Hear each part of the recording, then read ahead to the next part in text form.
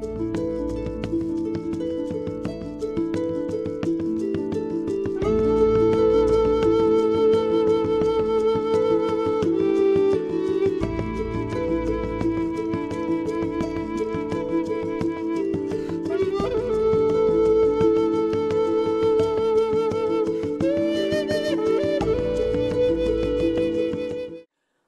to The Writer's Dream. This is a show where authors can talk about how they write their books, how they publish their books, and how they market their books. You can find us on YouTube. Just search my name, Linda Maria Frank, and click on my picture, and my shows will come up. And we have about 150 authors we've interviewed so far. And if you are a reader or a writer, there's some very interesting stuff there for you. We are also on Facebook. We have a Facebook page called The Writer's Dream. If you want to get in touch with me, please message me through that Facebook page. We're also on ltveh.org. So they have video on demand. And soon, the shows are also on Cablevision on Thursdays at 3 o'clock. So today's guest is Jack Bilello, and we have a very different show today. We are going to explore some of the pressing questions that have come up in the last few years, especially because we have impending elections.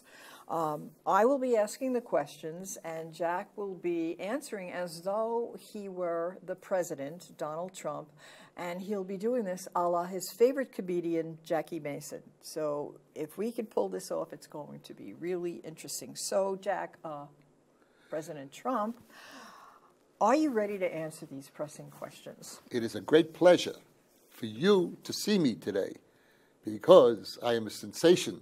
I am terrific. I am fantastic. But every once in a while, I follow someone who is not as fantastic or as sensational as I am. Last week, I followed an act that was so bad that people were booing the act before me during my act. They were walking out on the act before me during my act. And the same is true with President Obama. They are not booing me or attacking me. They are attacking the president before me. They are attacking Obama, not me, because I am fantastic and a great sensation. Well, with this theory, it's possible that they're even booing the president who will come after you. The questions, by the way, have all been gleaned from your previous press conferences, which you don't have, but you do have screaming matches between the reporters and you on the tarmac. Let me say, before we even start, there are no dumb questions. There are no stupid questions, so you can ask any question. Well, these questions come from actually documented sources.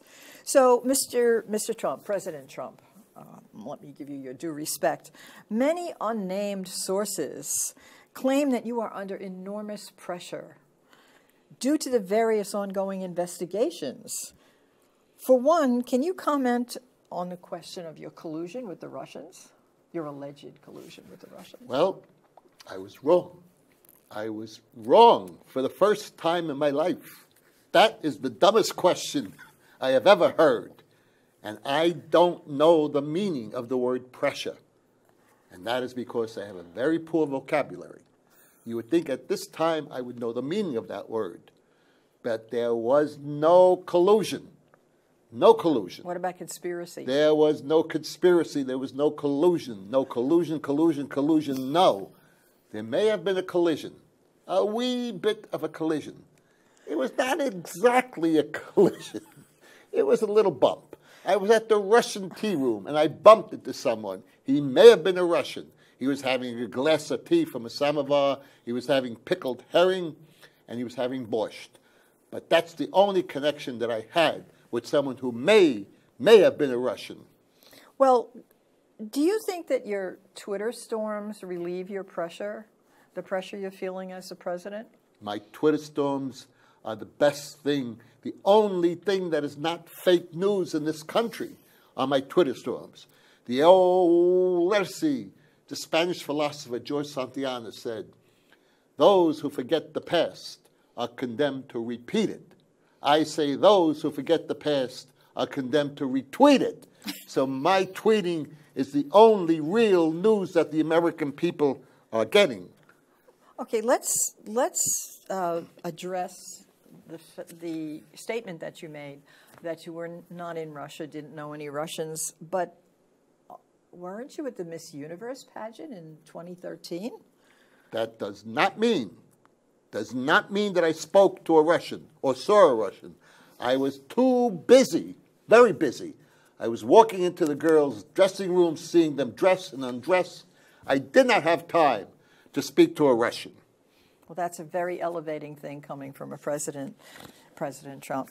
What about the Trump Tower meeting in 2016? There was no meeting. How many times do I have to say there was no meeting? Well, I don't know. Donald Jr. said there was a meeting, and you can't have a meeting with just one person. My son is a schmuck. He has never listened to his father. You know how kids are today. I have a schmuck who's Donald and a putz who is Eric. These kids do not listen to me. But if there was a meeting, at most, then 2 people, okay. Maybe there were 4 people or 5 people. Okay, there were 8 people, but that's it. I will not go higher than 8 people. That's my limit. I'm a businessman. So these 8 people, they were talking about adoption by Americans of Russian babies. Tell me, are you and Melania planning to adopt a Russian baby? That was the meeting. It was about adoption. They say it's about dirt on Hillary Clinton. She's crooked. I do not need dirt on Hillary Clinton. The meeting was about adoption Russian babies because Americans like Russian babes. I like Russian babes too, as long as they're from 18 to 25. That's for me. But Melania and I are not going to adopt a Russian baby. Melania and I, we don't even communicate. We don't speak. When was the last time you saw me speaking to Melania? Has anyone saw me speaking to Melania? No one has saw me speaking to Melania. And that is the truth. Well, how does she communicate with you? She wears a nice jacket and puts a big, bright, white letters on the back. And I read those letters that she puts on the back of her jacket when I'm watching TV, 10 to 12 hours of TV a day. And that is how I communicate with Melania. I don't know. Sounds like a marriage made in heaven. Let's move on to another topic. What do you think of Michael Cohen's statements in court about his business, or I should say his lawyerly dealings with you? Michael Cohen. He was my lawyer for many, many years. He was my fixer. And now I hear he's no good. He is no good. The man is no good. He has said that I have paid $130,000 to Stormy Davis because I had sex with her. I did not have sex with Stormy Davis. No, I never had sex with Stormy Davis. How about Stormy Daniels? Stormy Daniels, you see, it's confusing. I'm so confused. I'm so confused. Stormy Daniels, I never had sex with Stormy Daniels. But I did have sex with Stephanie Clifford. But they're the same person. Nobody tells me anything. Nobody tells me that they're the same person. How was I to know? I would not pay $130,000. I am a businessman. The most I would pay is $1.25. That is the most I would pay. How about Karen McDougal? Karen McDougal. And they bring Karen McDougal up. Another name. That was not my fault. That was not my fault. How could it not be your fault?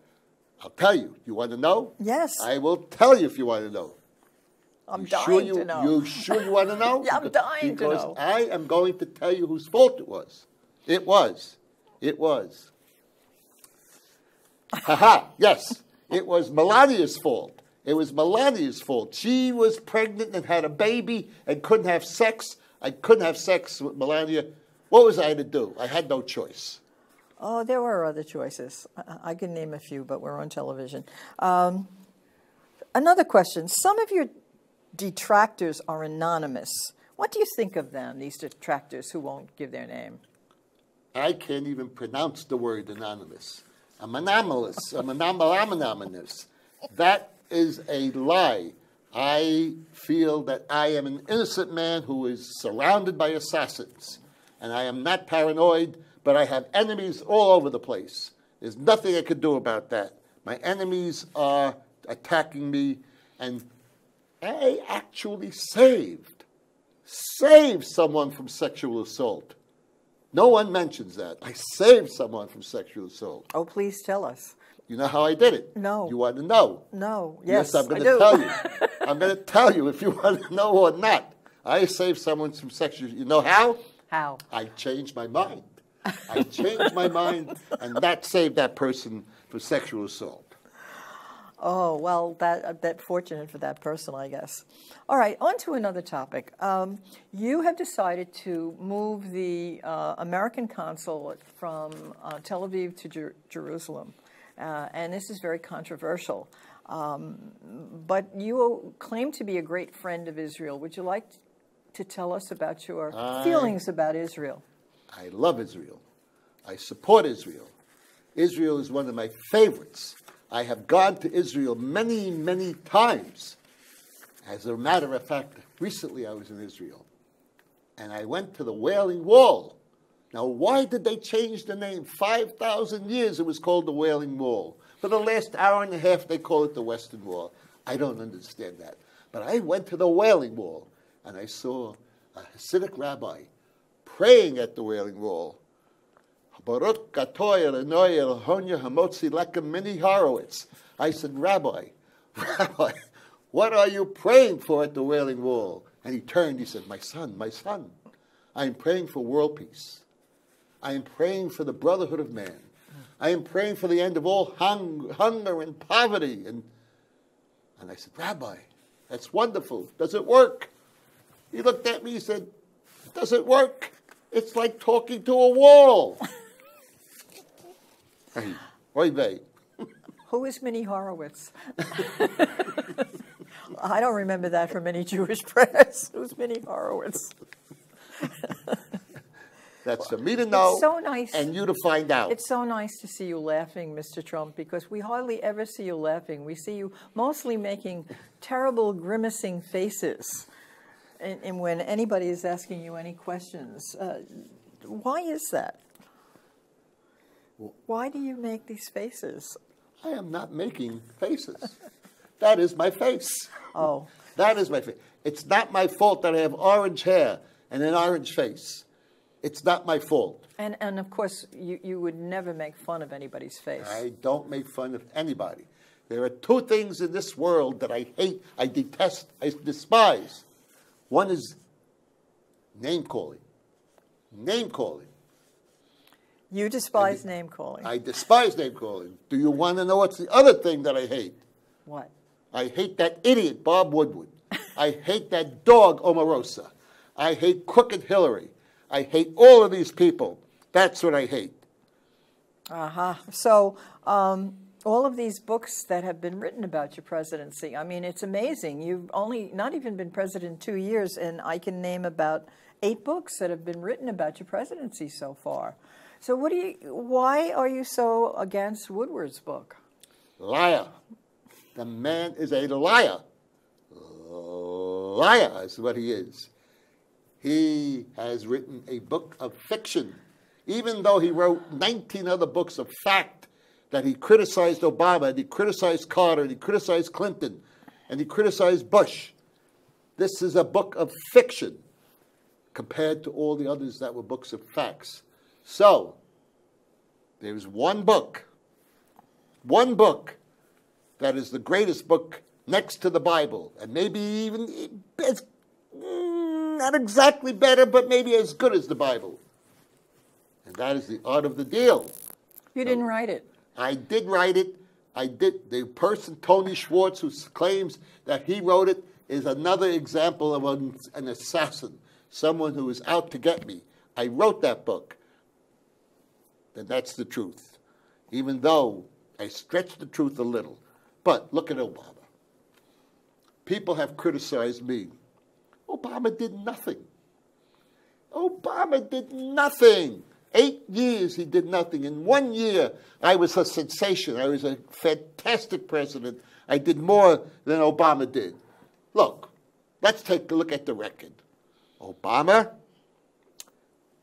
he saved the country in the Second Great Depression when the country collapsed and the economy collapsed? That's nothing. He brought health care to 30 million people who did not have it. Nothing. No big deal. He tried to save the climate from the devastating effect of climate change with the Paris Accords. Nothing. That was nothing. He brought about an Iran deal to stop nuclear weapons. That was the worst deal that has ever been made, even though it would have prevented Iran from getting weapons for 15 years. 15 years is nothing. That is nothing. He wanted the Trans-Pacific Partnership, a big trade agreement with all of Asia. I canceled that because that was nothing. And he tried to protect consumers. Imagine trying to protect consumers against businessmen. I'm a businessman. I support businessmen. There was no need to protect consumers. Oh, he saved General Motors from collapsing and disappearing. We have a lot of other cars. I could have bought a Chrysler or a Cadillac or anything else. Well, not a Cadillac, that's General Motors. I could have bought a Ford and a Lincoln. I didn't need General Motors. There was no reason to save General Motors. So, what have I done? Yes, what have you done? The man who did nothing for 8 years, what have I done? I have signed one executive order after another. Countless executive orders. Have you looked at my signature? It looks like an electrocardiogram. I have signed one executive order after another after another. And what have I done? I have been able to undo practically everything that Obama has done. Everything. But since Obama has done nothing, my executive orders have undid nothing. What am I saying? What am I saying? I must rearrange that. Yes, I am confused, I must say. So, but I must not leave this whole topic of these books yet, because the claims are, for instance, Omarosa, the dog. All right, her book is called Unhinged. Okay, and then Michael Wolff writes this book, and he says that the White House is chaos. And then Rick Wilson writes a book saying that everything Obama touches dies. Everything Trump touches. Trump touches. See, you have me so confused. I'm getting you confused. Yes, I'm so confused. You're even more confused than I am at this point. And then David Korn and Michael Isikoff are talking about your entire relationship with the Russians as Russian roulette. David Korn. David Korn. But how do you know his father? He calls his father Pop. And that, oh, you're laughing, but his father is Popcorn. Now, this is why you had a TV show. Okay. All right. Now, you also mentioned in a press conference that some of the books that have come out have been favorable to you. Name me one.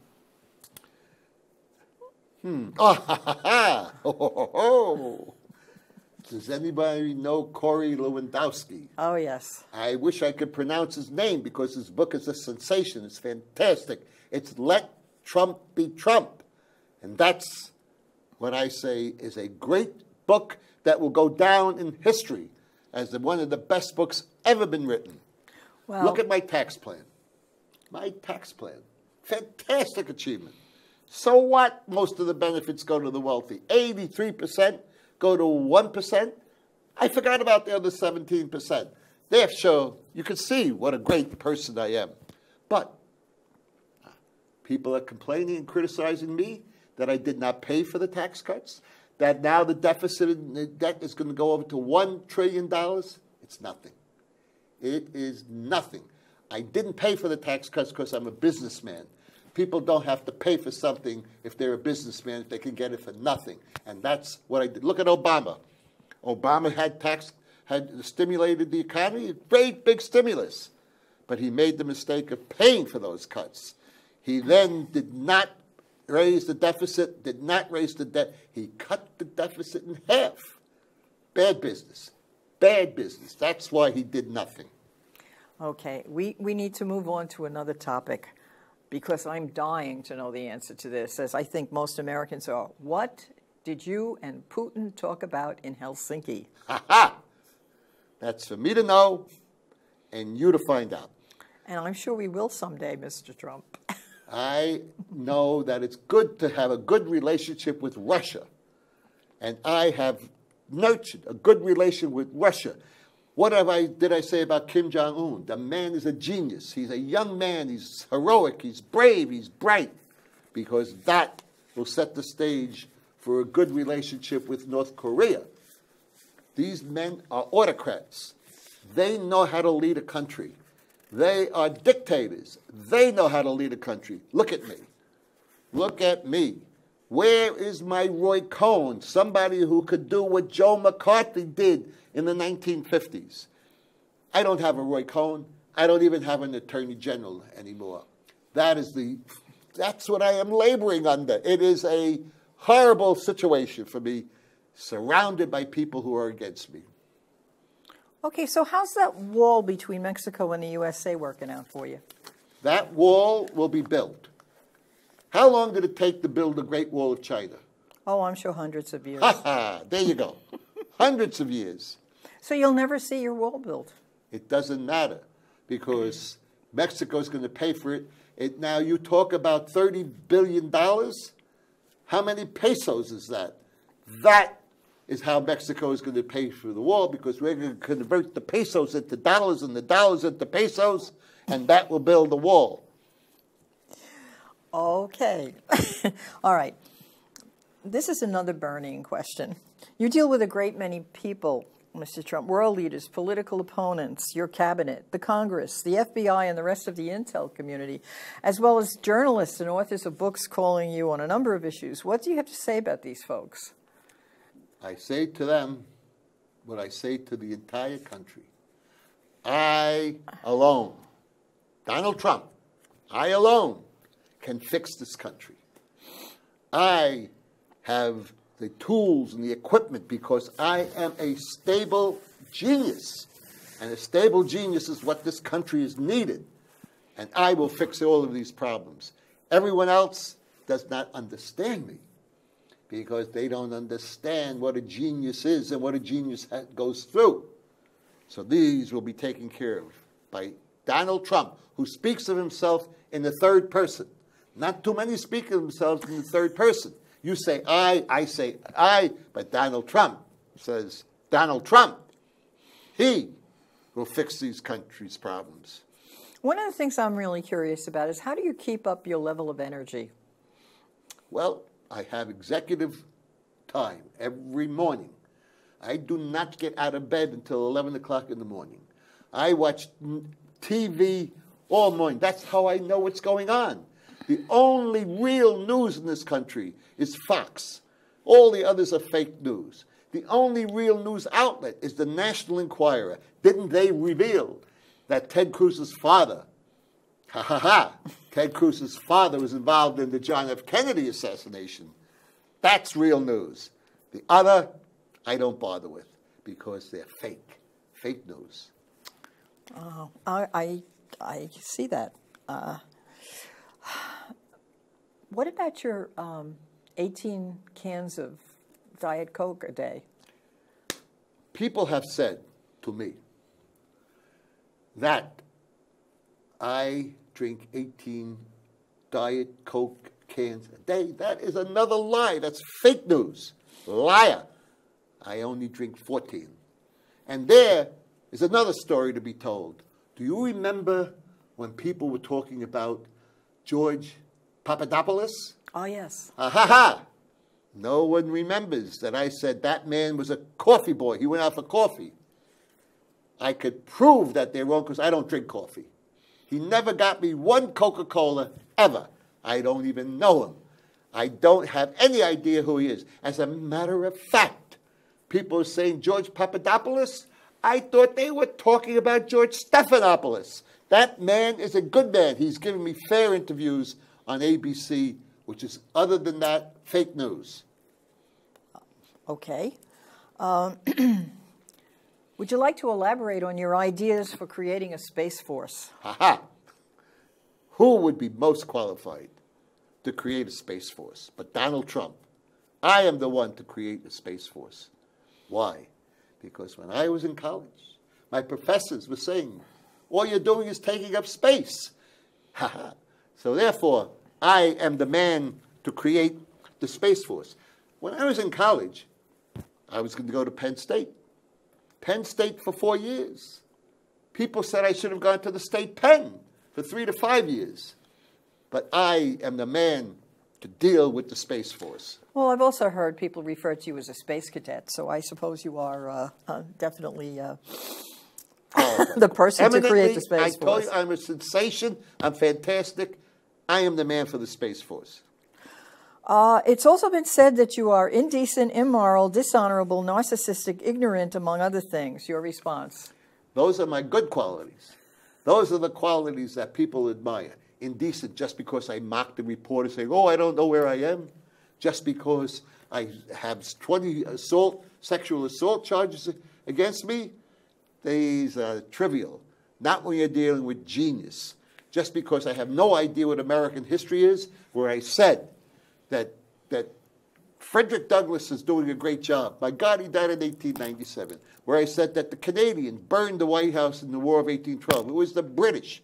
Where I said American first. I had no idea that it was an isolationist, anti-Semitic movement led by Charles Lindbergh. Well, President Trump, at least you're learning some history. You have disclarified almost every topic. That was what I'm here for. Thank you. That is what I'm here for. I'd love to talk to you about your plans for the future, but I'm afraid to.